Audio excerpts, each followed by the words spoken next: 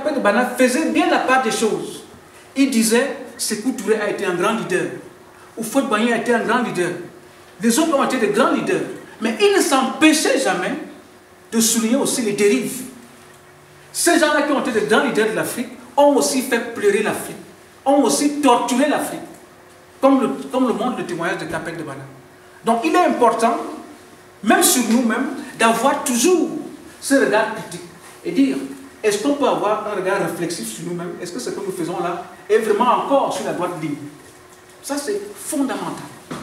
Donc, il n'a pas été quelqu'un qui chantait les louanges de tous ces grands leaders, qui restent des grands leaders, mais il a aussi été quelqu'un qui montrait que là, il y a eu dérive, là, il y a eu dictature, là, il y a eu quelque chose qui n'allait pas dans le droit chemin de la libération des peuples africains. Autre point, c'est la liberté. La liberté, aujourd'hui, comme je vous le dis, ce qui compte, c'est l'accumulation matérielle. Et comme ce qui accumule constitue un réseau de dépendance, ben nous qui dépendons d'eux, nous n'avons plus la parole. Nous ne connaissons rien. En Afrique, c'est celui qui connaît. C'est celui qui te dit même là, il faut rire. Là, on ne rit pas. Là, c'est pas drôle. C'est eux qui connaissent tout. Donc, comme nous sommes dans le réseau de dépendance, nous renonçons à notre liberté. Les autres pensent pour nous. C'est eux qui connaissent.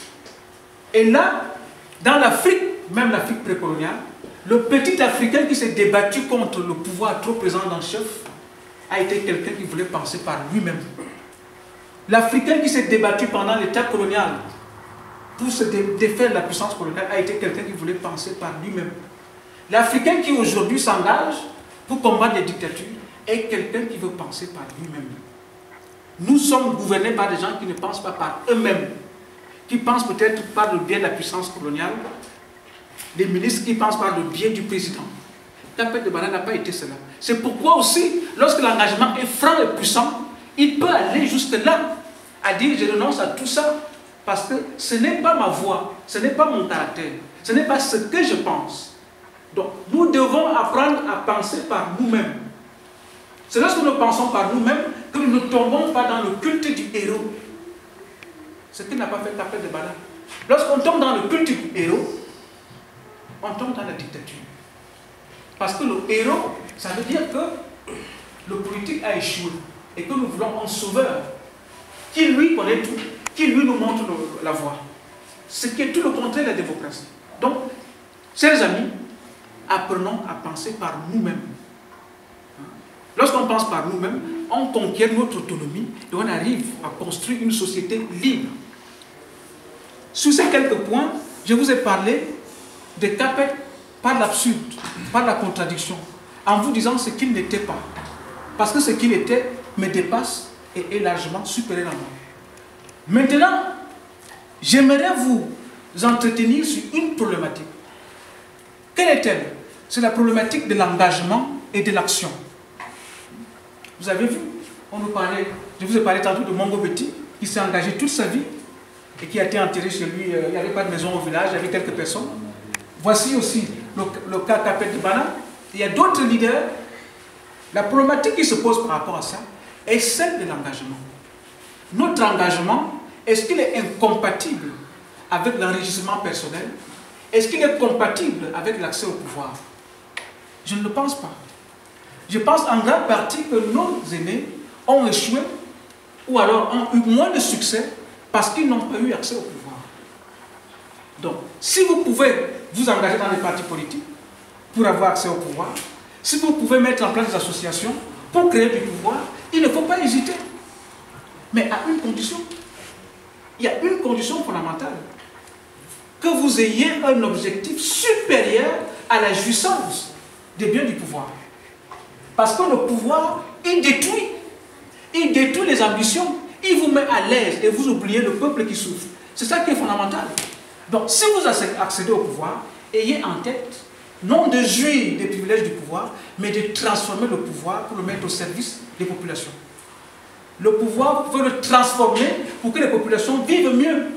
Je dirais même, j'irai plus loin. Je dirais même que si vous accédez au pouvoir, c'est pour donner le pouvoir aux populations, le remettre aux populations. Ça sert à ça.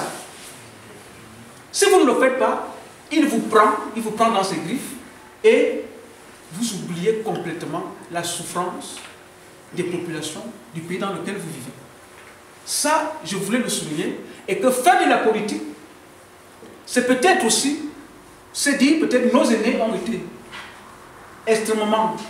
ont été un peu extrémistes, et que faire de la politique, c'est réussir à composer. Faire de la politique, notamment, ça veut dire faire cohabiter des gens qui ne pensent pas la même chose. Mais quand même, je vous le dis, je vous le répète, le principe supérieur doit être, je vais prendre ce pouvoir pour le transformer et pour qu'il serve les gens. Pas pour moi. Et enfin, le professeur est parti. Moi, je me dis, il a juste fait un petit tour pour une autre vie. Qu'est-ce que nous pouvons faire pour perpétuer sa mémoire? Moi, je me suis dit, j'ai eu une idée en venant dans le train, je me suis dit, est-ce que pour essayer de perpétuer cette mémoire du professeur, si le Cameroun avait été un pays qui s'occupait de ce genre de personnes, moi j'aurais créé à l'université de Yaoundé ou de Douala une chaire Capet de Bana, à laquelle j'aurais donné le nom engagement, citoyenneté, témoignage. À l'UCL, où j'enseigne, on vient de créer une chaire Aung San Suu Kyi. Démocratie, culture, action. Vous voyez? On s'inspire des combats des personnes et on crée une chaire. L'université va faire des recherches sur ces thèmes-là, mais avec la figure de cette personne. Ça peut se faire dans une université. Mais comme nos pouvoirs ne s'occupent pas de ce genre de choses, moi je me suis dit, nous pouvons le faire nous-mêmes dans la diaspora. Que cette journée, le 7 novembre, soit une journée où chaque année, nous allons parler de la journée Caput de Bana sous le thème citoyenneté, engagement et pouvoir.